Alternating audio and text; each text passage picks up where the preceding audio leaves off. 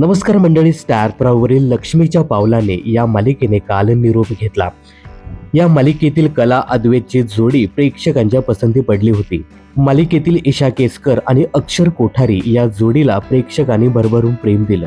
त्यामुळे ही मालिका कायमच TRPच्या शर्यतीत आघाडीवर असायची.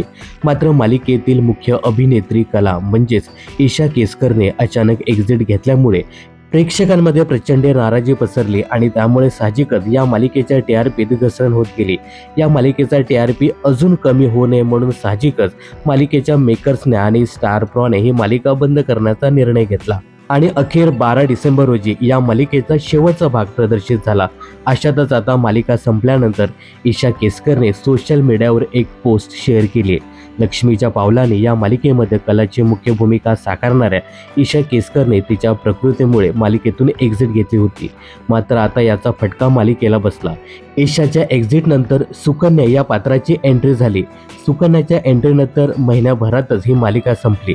लक्ष्मीच्या पावलाने ही मालिका संपल्यानंतर ईशाने एक इंस्टाग्राम पोस्ट शेअर करत सेटवरील काही क्षण शेअर केले आहेत.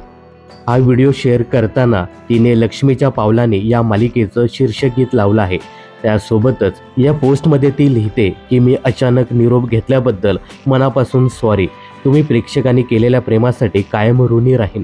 Thank you so much for everything असं म्हणत ईशाने सर्वांचे आभार देखील मानले आहेत.